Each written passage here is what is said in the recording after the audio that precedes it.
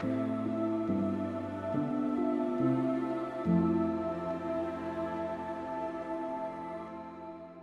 everyone, welcome to What Are the Observers series. Today we got a very interesting episode where we have Edouard Getaz, the founder of InsideRisk, with us.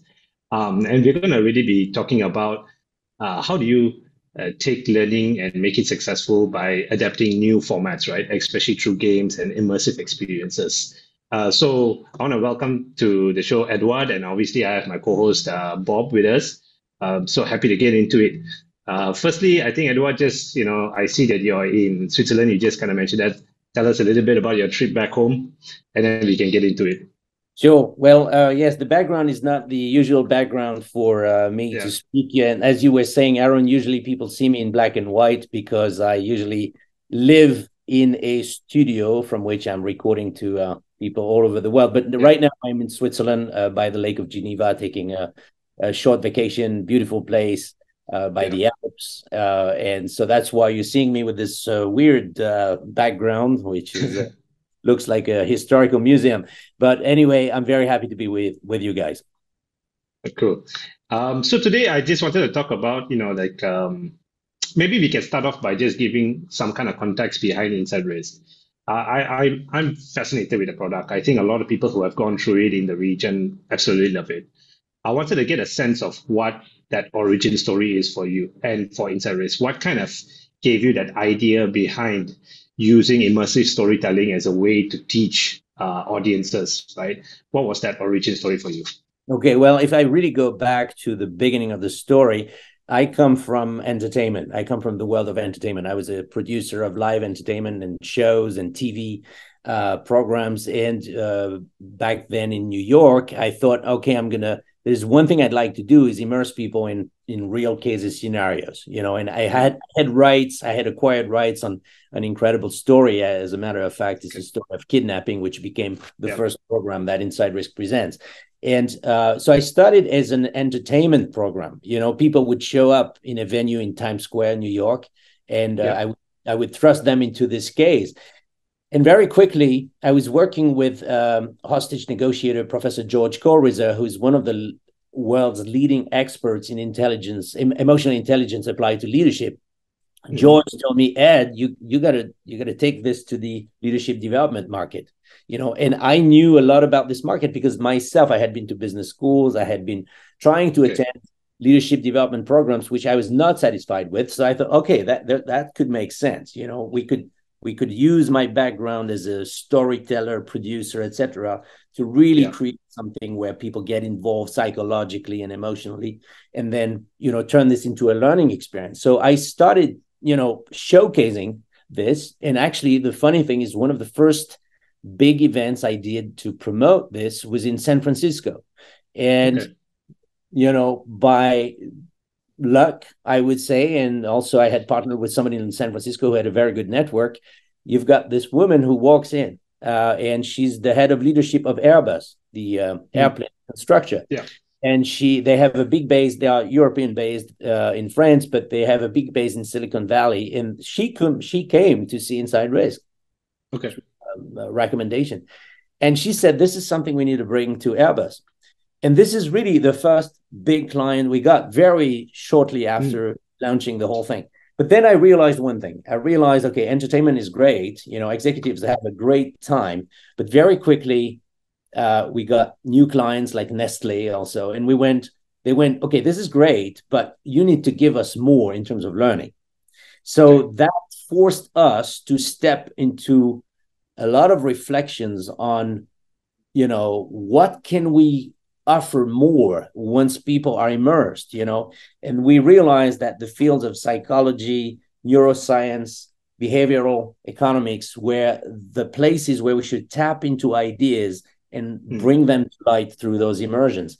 And so we've really managed to progressively combine those things so that people get immersed in cases. They are challenged about what they would do in those cases. They learn about that. And then we give them a lot of learning points. We call them game-changing ideas because this is really something you can do away. So that's the development, and that's how we became good at what we were doing in the first place. Okay. So that means that insight initially came from a client coming in and looking at kind of an entertainment product and then saying, we think really you need to be angling this more towards learning, right? Very much so. Um, and how has that journey been like? I mean, now obviously it's a very learning centric product. Um, but was the original hypothesis that immersive experience and driving participants' emotions into the story lead to better learning? Like from your take over the last few years building the organization, have you Sure. seen that come true a lot clearer? Yeah. I would say, first of all, it comes from my own experience. I'm somebody, I studied law. I have a master in law, so I had to go through fairly demanding studies. But Yeah. frankly, I've been struggling so much through my curriculum to learn things. Yeah. I'm not good at learning things. I'm very good at learning through experience. So for me, basically, every time I wanted to learn something, I need to put it in the context of an experience. Otherwise, I would not Okay. retain. So there was an attraction for this type of learning on my end. Mm. And I thought there are a lot of people who must be in my position too. And then, of course, you have the science behind learning, because Sure. there are some fantastic books that kind of summarize the state of research on how human beings remember things, how they can cultivate things and master things once they've been exposed to them. And so I've really dug into this Okay. profoundly in terms of how do you build an experience that becomes not only memorable, but really life changing, and Mm. what you need to do. And for that, it's absolutely clear based on research again that the human brain registers information in the long term much better when you first learn about this thing in the context of an experience which is emotionally striking. So that has been the core of the design of the experiences in the Sure. last 3 years out of our 5 years of experience. Okay. All right. And no, I mean the product has definitely evolved. I think the first time I saw it was probably in 2021, 2020 maybe, I think. Yep. And I can see that evolution as well. So you're constantly moving the product to become more and more connected to the participant. Yep. What kind of feedbacks do you get directly from participants on the learning experience over the years? Do you see a shift happening? Yes, I mean, the feedback was always good. It was more the participants always said it's great, but we couldn't really figure out whether 6 months after an inside risk experience they would still Yeah. remember things. So for us the best KPI, if I may say, in Sure. terms of does it work, is the client's Coming loyalty, back. right? Yeah. Coming back. And if you Yeah. take now almost all of our clients come back.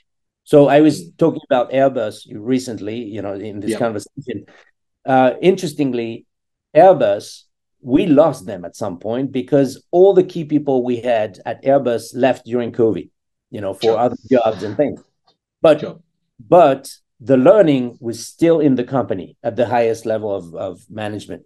And they Mm. came back, recently, and they said, we're still using so much of it. And it's people whom I didn't know who basically Mm. reached out to me and they said, I'm still using what you're doing. And now we want another, big session. So we had a session there. And now we have clients like the luxury group Richemont, which owns Yeah. a lot of famous brands such as Cartier, Montblanc, etc. They've Yeah. been very, very loyal, and every year they expose either the same people to a new program of inside risk. So some Okay. people do a program on trust building, and they want to do something on decision Yeah. making, and so what we see is almost, I would say 70% of our clients now are recurring clients, which means Okay. they make that decision because they see the impact. Otherwise, they wouldn't spend the money twice on us. Yeah. Yep. No, definitely. Most definitely. The other thing I see, Arun, which is really cool, and here there's no stats behind it, but Okay. very often I have people who come to me, like I meet somebody 3 years after an experience, and they come back to me and they say, I keep thinking about Remember. this, and it's Okay. very specific. And they say, this has changed the way I frame things, or, and Yeah. so that also No, happens. yeah. I agree. I agree. I mean, My wife went through it. Like she used to work in aeronautics many years ago. So she went through it like maybe 5 years ago or 4 years ago, and she still remembers the entire story, right? So I feel that that's the way you connect to the participant for them to come back and say, "I remember that, and I want to, like that has impacted me." I think you have made that connection, to the emotions of the participant, right? Even more so, I, I think that's a much stronger testimonial than loyalty of a client. I think that that, really sticks out as a very positive um, data point from participants, right? but Yeah, I think one of the key things, if you think about leadership development, it's this: when you're at the top of an organization, very often it's quite lonely. You're going to have to call those shots. It's a gray yeah, zone of decision yeah, making. You don't know whether your decision is going to be right or wrong. Depending on the outcome, you're going to be judged, eventually judged as a hero or as a loser. It's really yeah, hard. So sure, I there is nothing as good as being very close to somebody who went through something like this, not necessarily in your industry, not necessarily the same problem, and which is what we do in InsideRisk. We feature the real life protagonist, and they hmm, share very openly their doubts, their emotions, and their way of yeah, thinking. And I think yeah, sometimes you pick a great leader for a company and this person has already accomplished a lot of incredible stuff, yeah, great, but most of the time people become leaders because they are being pushed up the hierarchy, either because they have a great expertise or a knowledge about the market and so forth. But are they great leaders? sure, No, not necessarily.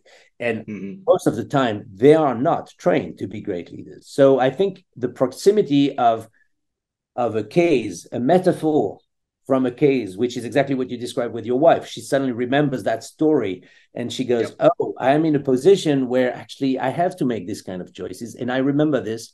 It's very helpful to give you confidence, to give right, you clarity, and to move on. So I think this is very powerful. That's why it's powerful. sure. Bob, any questions? You want to step Yeah, in? so I've did some of digging of my own, on how emotions actually play into learning and things like this, right? So, like for example, the University of Queensland, in their study in 2022, right, they said that emotions and learning are inseparable, in the sense where they complement each other, right? So with InsideRisk, and I know that InsideRisk unique selling point is on learning with evocative learning, right? Through a lot of emotions, very strong emotions. Hence, the episodes and each chapter, each theme, each setting is very intense and it's purposely set up to be in that way, right? So, Edward, question for you is, how does this translate into learning and retention in the corporate segment? For example, when they learn about situational leadership, they learn about framing, they learn about bonding, right? How do they retain all this through the multiple inside risk sessions that they go for? Mm.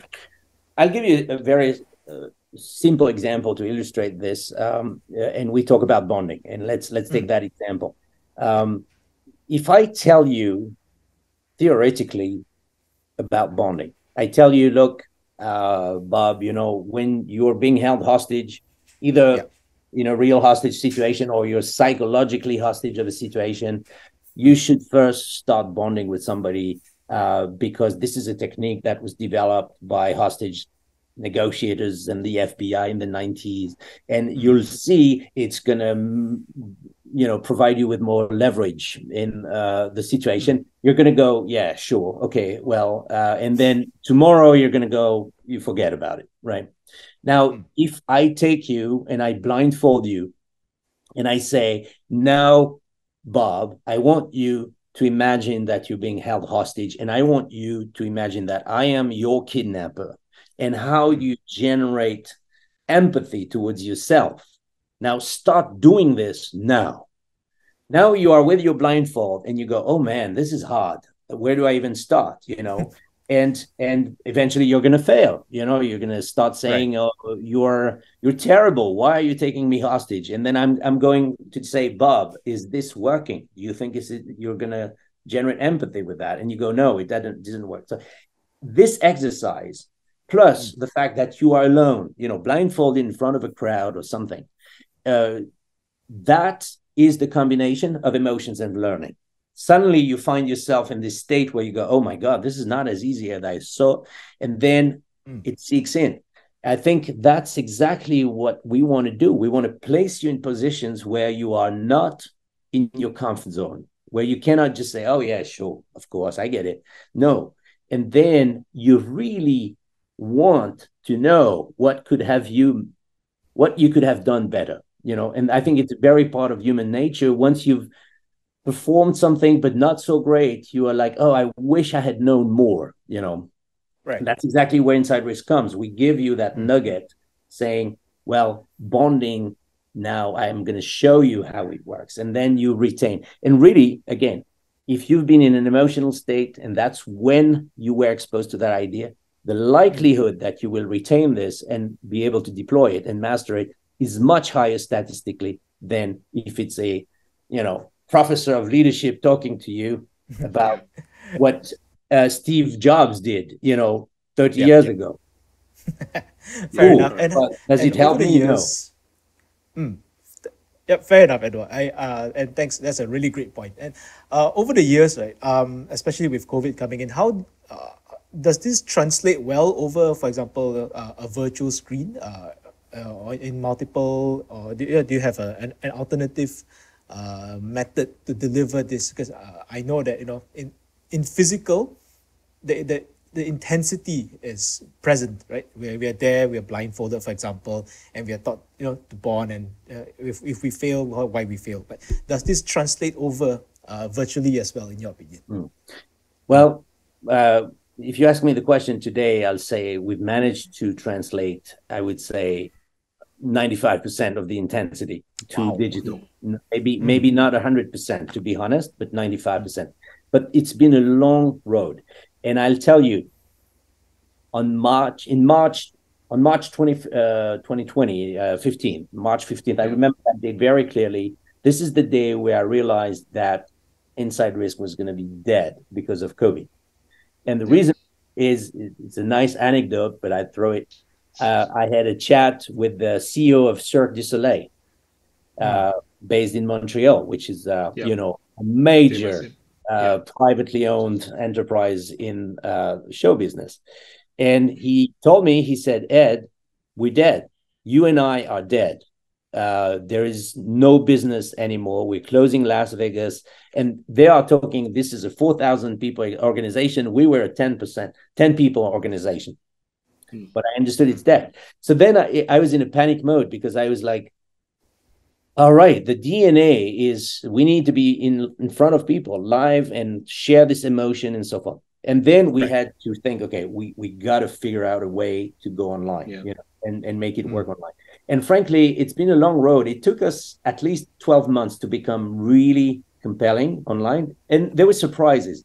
So for example, we always have group work when we are on site, and then we threw people in breakout rooms, and I thought, what the terrible experience this must be, And the first few sessions we did, I stay in the main room, so I don't see what's happening in the breakout rooms. But then I sent a few of my collaborators in the breakout rooms. They came back, they said, Ed, what's happening there is incredible. Actually, sometimes better than the group work on site. And I was, okay. So then I went in those breakout rooms and I heard what people were saying. And it's not just because they were happy to be together because of COVID. It just turned out that the timing, the focus, the fact they are there was producing incredible discussions. And so we had discoveries like this. And then we really fine-tuned the way we could produce the stream, the video stream, the sound, so that it's really good. We realized that Teams, for example, is terrible to deliver, whereas Zoom has much better capabilities in terms of audio and so forth. All these details, you work on them, and you build your way up, and suddenly you manage to create something which is, again, I would say 95% as intense as a live experience. Yeah. No, I mean, just a personal experience on that was, similar to a session that we did in June, right? For InsideRisk, and we kind of had the streaming done, right, at the Live 2 format. And I remember there were parts when you came on in the beginning, kind of to do the setup, and then we went off through it, right? And one interesting take was at the debrief when you came back and you said, "Oh yeah, I remember somebody in the back of the room said that." They were like completely surprised. They were like, "Oh my God, is this real or not real?" They couldn't tell the difference, which Right. really is the testament to the product, right? Which Yep. kind of blurs the line. Is this live? I know it's live, but is it really, really, really, really live? So I think you've kind of nailed it in that kind of perspective, giving that idea of how you build that scenario, right? So to me, it's a testament of how far you guys have come from 2020, from March 15, 2020, right, to now Yeah. where people can't distinguish whether it's live in person, or you're coming from Lisbon or wherever you're coming from, right? Yeah. Yeah, Yeah, and I think if you look at participants during those live two sessions, so again, the live two is we stream from yes, Lisbon, and then in the room, wherever it is, in Kuala Lumpur or in Jakarta or in Bangkok, yeah, you've got somebody on site who's yeah, helping moderate the whole thing. It's during the sessions, people don't really question whether it's live or not. They don't even really think about it. But as you say, it's sometimes at the end they go, "Wait, what happened? Was it?" you yeah, know how do we don't want people to have those kind of questions while they go through their immersion. We sure. want to focus on the experience. So I think that's also something we've had to fine-tune a lot. Okay. And I mean, I think just the last few questions, but from your perspective, I think one of the big challenges that we face is how you adapt that story in mind to the workplace, right? For example, in Shadows of Medellin, you have the kidnapping case, right? Which is not a common occurrence in today's world, at least not in most markets or industries, right? So how do you take that idea and translate it so that for an organization, they look at that story as the context, right, to a larger learning opportunity, right, for their people? How has that moved over the years? How do you angle it so that people understand the value proposition? Yeah. Well, the thing we've learned throughout the years is to, first of all, to frame what people are going to go through Yeah, correctly, because otherwise they keep thinking during their immersion in the true case. They think about, if you take the example of the hostage situation, they keep thinking it's never going to happen to me, depending on which company it yeah, is. yeah, So you need to remove this and say up front, guys, this is going to be a metaphor you're going to be using, and you'll see that the learnings through group work, through conversations we're going to have with the moderator, you'll see those learnings are directly transferable and applicable sure. in our Mm. environment. And once you say this, people are not obsessed to try to make that connection themselves. They Yeah, go, okay, yeah, myself go with the ride, and we'll see. And then we're very good at saying, okay, take that learning and think about how this can be implemented immediately in your, what are going to be the challenges to implement framing? What do you need yeah, to do concretely to improve the framing of any situation you might discuss with your team? Well, do you know about reframing? And what is reframing? How do you yeah. do this? Very simple, actually. And then Hmm. once you do this, people are really there. Okay, I get it. I see it. And I think that was something also we've learned over the years, is to frame it for people to say, okay, this is going to be a metaphor, but you learn specific things you can transfer directly. Okay, interesting. Bob, any last questions? I think any final piece of advice, or is there anything that you'd like to shout out about to all the viewers and the listeners out there in Malaysia and soon to be global, Edouard? Yeah, I would say this. Leadership is an art. It's really tricky to do well. Sure.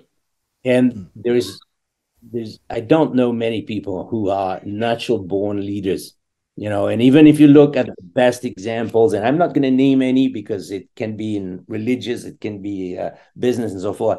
It's people who've actually learned the hard way very often. Yeah.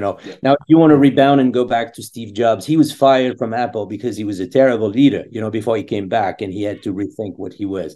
But remove this Apple thing. What I want to say is, you have to practice. And this is one conversation I keep having with our clients. I say, okay, you've exposed those 40 people, people who are going to be eligible for the best positions in the company, and you want to train them. You've exposed them. They've learned something.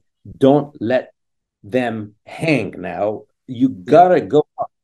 And that's why we push for recurring. It's not to do more business. Of course, we're very happy if we do more business, but it's mostly once somebody is being trained, do karate or judo or something, you have to keep going. And it's still something in the HR world and leadership development world, mostly HR, where it's sometimes hard for people to understand. They say, oh, well, but they went through it. That's fine. No, keep going.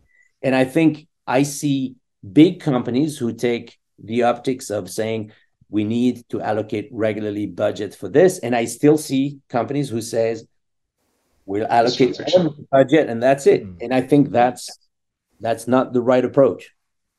Okay. Right. It's more like the practice makes perfect, right? Yeah. And over time, come back, you know how to fight. You think you know how to fight. Well, come back in 6 months and we'll see, and we'll give you more. No, definitely. No, I think that's a great way to conclude today's session. I mean, the idea behind the podcast was really to kind of bring insights in different learning formats, right? I think in the region, specifically in ASEAN, we have your very traditional workshop, classroom style approach, right? And so that's why when we came about, we were thinking about like, how do we bring new immersive experiences, whether through digital games, through simulations, through immersive experiences like InsideRisk to the market.